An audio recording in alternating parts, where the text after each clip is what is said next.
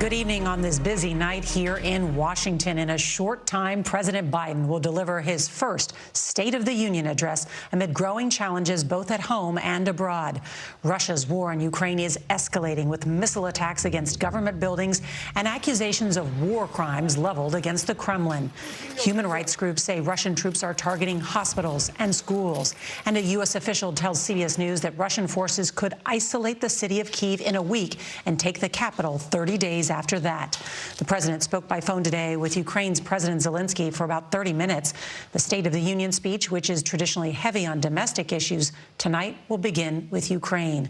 And we're getting an early look at this speech and what the president will say. He'll say when dictators do not pay a price for their aggression, they cause more chaos.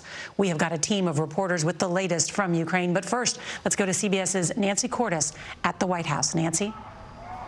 Norah, I'm told that President Biden will go directly after the Russian president tonight. And according to excerpts just released, he'll say that Vladimir Putin miscalculated. Quote, he thought the West and NATO wouldn't respond, and he thought he could divide us here at home. But Putin was wrong, and we were ready.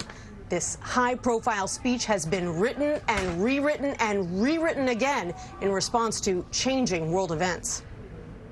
President Biden donned a blue and yellow tie today, Ukraine's national colors, as he spoke by phone with Ukraine's president, holed up in an underground bunker. Zelensky said they discussed his need for more defense assistance as Russian bombing intensifies.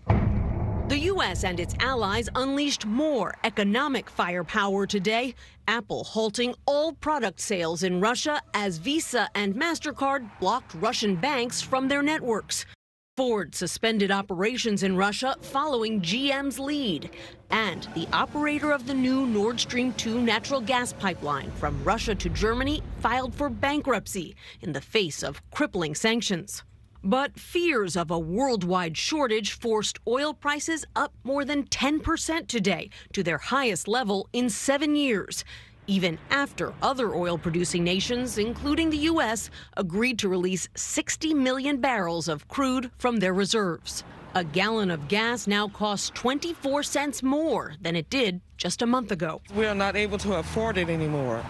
Prices are going up with food and everything else. And yet a new CBS News poll finds overwhelming support for U.S. sanctions on Russia.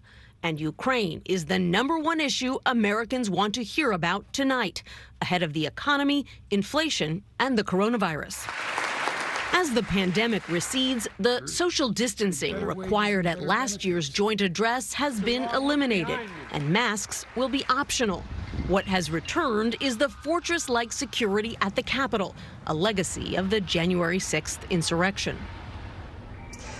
The State of the Union address can be a polarizing affair, but tonight both sides are showing solidarity with Ukraine. Take a look at this. 150 lawmakers donned blue and yellow for a photo on the Capitol steps earlier today. And sitting with the First Lady tonight will be Ukraine's ambassador to the U.S., a powerful signal to the world, Norah, about the strength of this alliance. Nancy Cordes at the White House, thanks.